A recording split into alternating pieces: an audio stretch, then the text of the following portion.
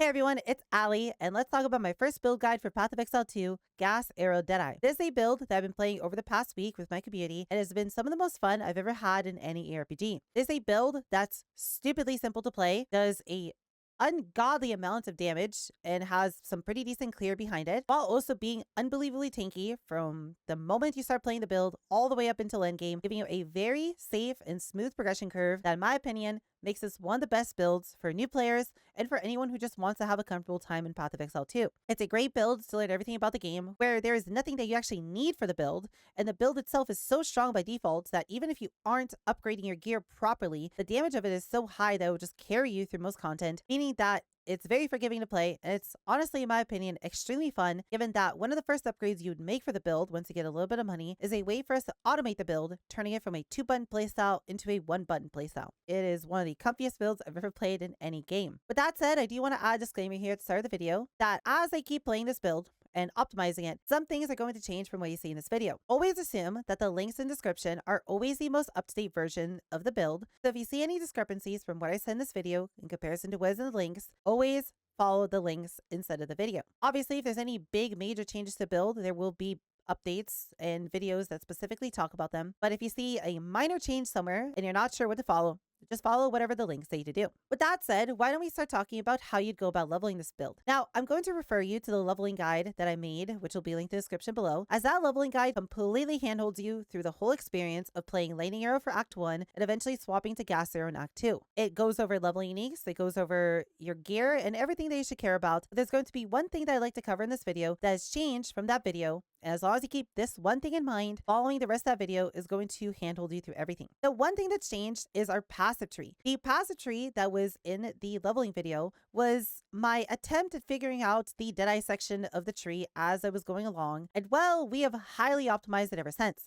The mobile fire link for it will be updated, but the video itself will not. So I just want to go over the discrepancies really quickly and tell you what you should do with your passive tree. To begin your build, you're simply just going to be rushing down this land all the way down to this dual socket as fast as you can. You're going to ignore these nodes over here with cat-like agility and blur, as you'll pick these up later, but pick up everything along your way, such as master fletching, escape velocity, freedom of movement, catalysis, maiming strike, and acceleration. Once you get down to this corner, you're then going to go up and immediately go and get yourself enhanced reflexes and bestial skin. Do not immediately pick up acrobatics, as you're going to have to, at minimum, get these 2 nodes and get your first Ascendancy done for your first Ascendancy point, Tailwind. Once you have all that, assuming you can just stand in an area and have about 70 to 75% evasion without you using any skills to start stacking your Tailwind stacks up, and you're just 70% evasion just standing there with Wind Dancer, that is going to be a good time for you to pick up Acro. You will lose some evasion, but you have to keep in mind that you're going to get your evasion back through your Tailwind. And as long as you're maintaining some around 70% evasion post Acro by upgrading your gear and getting higher evasion rolls as you go through the campaign, you will have 0 issues with everything. Past that, just simply pick up everything else in this tree. And then from here, you're then just going to simply go to the mid-game link and follow the passive tree here. This is going to be the same passive tree, except a few more nodes to get you all the way up until endgame. And you're free to pick and choose whatever you want to get here, whether you want to go get some utility, some defenses, some damage. The order that you pick these up in really doesn't matter, and I'm going to leave it up to you to decide if you feel like you want more damage or if you want to be tankier. One thing I'd recommend for you to immediately pick up, though, is going to be Siphon. A 2% mana on kill feels really, really strong. Outside of that, the leveling video will go over everything else, so I do recommend that you check that out. Moving on next, let's talk about our Ascendancy points really quickly, just so everyone's on the same page for what we want to do for Ascendancies. For our first 2 points, we're going to want to pick up Gathering Winds. Tailwind is just way too good not to use, giving us attack speed, movement speed, and a lot of evasion rating, making this by far the best point on the Deadeye tree, and honestly making this the whole reason that Deadeye is currently so powerful. For your next 2 Ascendancy points, with your second trial that you're going to do in Act 3, you're going to get yourself Wind Ward, as our damage is going to be so high that you don't care about ramping damage. Instead, Wind Ward is just going to make it substantially easier to get through the campaign, to be able to live any sort of dangerous possibilities, and just make your time even better. From there, for your third Ascendancy, where you get your 5th and 6th points, you're going to pick up the node in the middle and get yourself Point Blank. And then for your last point, you're going to get yourself Endless Munitions. These 2 points just give you a lot of damage, and they're just really good. And you really should need them in the early game, so we're opting to pick them up in the late game while prioritizing defenses on your first 2 Ascendancies. Next, let's go over how this build actually works, so everyone's on the same page for the mechanics. Our build is very simplistic.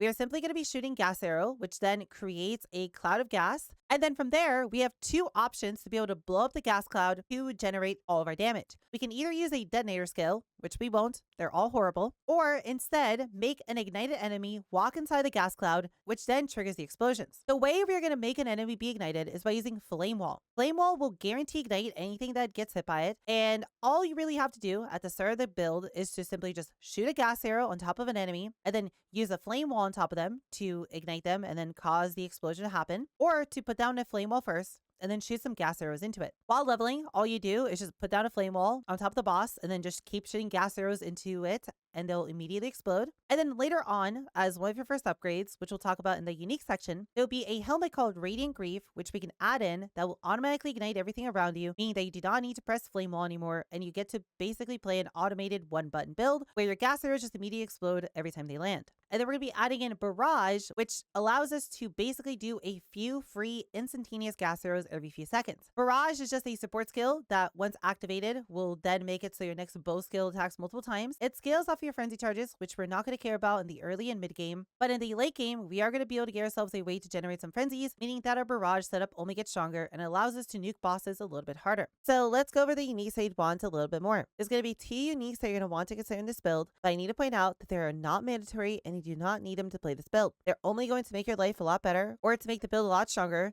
but please don't think that you need to go and buy these immediately. But I highly recommend both of them. They are not required. The first one is going to be Radiant Grief. This is going to be a helmet that's going to massively increase the quality of life in the build by allowing you to automatically ignite everything around you, which then makes it so you do not need to ever press flame wall. The radius of this is basically your whole screen, and it allows you to play gas arrow as a one-button build. This helmet is not required, but it gives you so much quality of life that I highly recommend for this to be one of the first upgrades that you buy for yourself. But some people have opted to not use the helmet, but to use a normal rare helmet, as they'll give them more health, more resistances, and more evasion. It's up to you, but in my opinion, for 90% of the content that you'd ever do with this build, Radiant Grief is going to be as good, if not better, than a rare helmet, and the quality of life that it gives you simply cannot be matched by anything else. As for the second unique worth considering, is going to be a pair of Blueflame bracers. Now I need you to really pay attention to what I'm about to say, because you could potentially either be wasting your own money, wasting your time, or both. Blueflame bracers are going to be used to upgrade your build over to the endgame variants, which we'll talk about later in this video. These are going to convert all of your fire damage over to cold,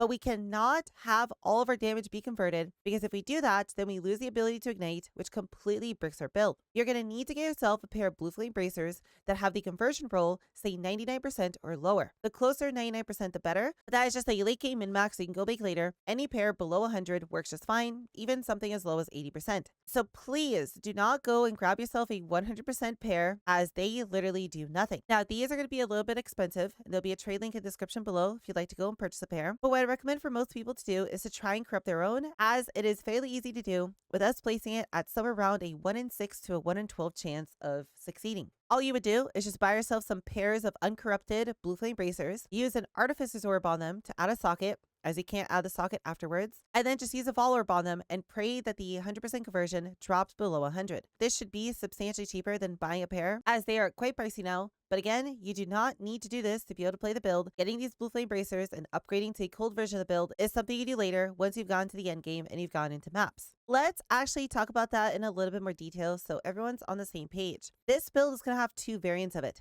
the mid-game fire setup and the end-game cold setup. By mid-game, I mean when you get to maps, and by late game, I mean somewhere around maybe tier 10 or above maps. The naming is a little bit ambiguous, but the point is you're going to be starting off the build by just playing the normal fire variant, and then you're going to eventually swap over to the cold version once you do get yourself Blueflame bracers. The build will play exactly the same, but the only difference here is going to be some minor changes to your passive tree and a few skill changes, such as swapping your curse over to the cold version of it. The cold version of the build is just going to overall be stronger. It's going to give you higher damage output, as you can then include in Frost Bomb for exposure on bosses, while at the same time giving you substantially more comfort while mapping, due to the fact it's going to freeze and chill everything that you hit immediately, making it so pretty much nothing can really touch you. At the same time, it's going to freeze bosses really quickly as well, giving you a lot of comfort and a lot of safety during bosses, making this substantially stronger than the fire variant. You can get to endgame just fine with the fire variant, and you can do all content with it, but I do highly recommend once you are in maps, once you do feel comfy with your setup, and once you feel like your gear is in a pretty good place, to then go and buy Blueflame bracers and swap over to the cold variant. In terms of swapping over, it is really simple. In the description below, there will be a link to the cold swap passive tree, which has very minor differences from the fire tree, where the fire tree comes up and picks up Expose the Inferno, while the cold version comes and gets Snowpiercer and Harness the Elements. I'd recommend to pick up these nodes immediately, and to do that, if you don't have enough points, you can come down here and either drop a few points in Short Shot or drop Force of Nature or Crystal Elixir for a little bit, as these points are substantially stronger. Outside of that, just putting on a pair of less than 100% converted Blueflame bracers is all you need to do, along with you just swapping out all of your supports and skill gems over to the cold variants. Please do take some time to make sure you read through all the supports in the mobile link, as some of them do change around quite drastically, especially the supports on your gas arrow. Next, let's talk about the skills for each setup so you know exactly what you're working with. For both setups, you are going to be running Gas Arrow, Wind Dancer, and Barrage. These are core elements of the build that don't change at all, with the exception of Gas Arrow having its supports change when you do swap over to the cold variant. These should all be pretty self-explanatory, where Wind Dancer just makes you tankier, Gas Arrow is your main skill, and then Barrage is a supplementary burst button that you could press whenever you need more damage, either on a rare or a boss enemy, to kill them a little bit faster. For the fire version, you're going to be running Flammability and Herald of Ash as your two supporting buffs. There isn't much to say here other than you should try to keep them as low as possible, as their intelligence and strength requirements are very high, and ideally you'd be making them up by picking up a lot of strength and intelligence on your passive tree with all of your pathing nodes instead of picking up dexterity. You should have more than enough travel points to be able to get the dexterity requirements needed for your gear, while at the same time getting enough for Flammability and Herald of Ash. I do recommend to keep Flammability at level 7, which is the lowest level possible, as that will require the least amount of intelligence to put on, and then for your Herald of Ash to get it as low as possible, which I believe is going to be level 8. You can either get a level 8 spirit gem during the campaign, or you can go to the trade website and try to buy one there. It's okay if you have to run a little bit higher of a Herald of Ash, but do keep in mind that you might need to get a little bit more strength to be able to fit it in. As for the cold variant of the build, it's going to be the same thing, except you're now running Hypothermia and Herald of Ice. The nice thing about this is that Herald of Ice only requires Dex and Int, meaning you don't need all that strength for Herald of Ash anymore. And personally, what I've done is I've ran a level 14 Herald of Ice along with a level 9 Hypothermia, as they effectively require the same amount of intelligence to put on, and it makes for really nice breakpoints, as we do want to level our Herald of Ice as much as we can, given that it will help us pretty greatly with our clear. You're then going to also be including in a Frost Bomb, which you only need to press on bosses to apply exposure onto them, as this does pretty greatly increase your DPS in that scenario. Finally, there's going to be one more thing that you can add into the cold build that the fire build cannot, once you get yourself a little bit better gear, and that's going to be Combat Frenzy and Charge Infusion. Combat Frenzy is going to allow you to get frenzy charges every time you freeze, and then these can be either used by Barrage to shoot even more arrows, allowing you to burst bosses even harder, or get continuously siphoned off by Charge Infusion to give you a lot of additional skill speed. The way you're going to be fitting this into the cold build is by you having to go and buy yourself an amulet with spirit on it. There are going to be quite a few breakpoints, which I'll link in the description below, and the TLDR of adding these in is going to be very simple. No matter what, you're going to have to drop vitality. From there, the amount of spirit on your necklace is going to then determine how many of these Reservation Herald points that you're going to have to pick up. The breakpoints are going to be 45 spirits on your necklace and 0 nodes on the tree, 42 spirits and 1 node, 39 spirit and 2 nodes, and 36 spirit and all 3 nodes. This will be linked in the description below as well, so you don't have to remember exactly what I said. But as long as you get one of the spirit breakpoints on your necklace, you can then add in Combat Frenzy and Charge Infusion, which is going to be a little bit of an additional DPS increase. For the next topic, we should discuss mana, as mana has been something that's kind of plagued this build. I'm going to only discuss mana during maps and map bosses here, and I'm going to completely skip discussing mana during pinnacle bosses, as that is a massive can of worms, which we'll cover in a later update because it is such a big problem in Path of Exile currently. While you are doing literally 95% of content you'll ever do, which is non-pinnacle content, your mana is going to be taken care of by a few things stacking together. First, we're going to get Siphon on the tree for 2% mana on kill. Second, we are going to get ourselves Mental Toughness to reduce our mana costs while we are above 35% mana. And then third, we're going to be picking up Manifold Method, which along with the Mana Leech from Siphon and a Mana Leech roll on one of your rings is then going to give you a decent amount of additional mana leech from your physical bow to then take care of topping off your mana for you. On map bosses, you might still have to take a sip or two of your mana flask. It is unfortunately basically impossible to currently find a solution for that, as mana problems in Path of Exile 2 are just that big of an issue. But if you have the 3 mana nodes together and 1 mana leech roll on either your rings, your bow, or your amulet, you should have 0 issues with all this. We'll go over stat rolls a little bit further in the gear section. This mana package should be enough to basically handle most of your mana needs. One other thing that we also did was include inspiration on our gas arrow. And if you feel like you're struggling with your mana a little bit too much, I do recommend to possibly drop one of your supports and instead add an inspiration. Finally, let's talk about gear for this build and the kind of stats that you'd be looking for. In the description below, there's going to be a trade link for every single slot so you can go and find yourself some upgrades. What I want to talk about at the start of this gear section are going to be the stats that you are looking for on some of your gear. And then afterwards, I want to talk about how to use the trade filters to find yourself upgrades in the future, as the trade links should basically take care of pretty much every future upgrade that you need. The only things that you actively care to think about in this build are going to be very simple.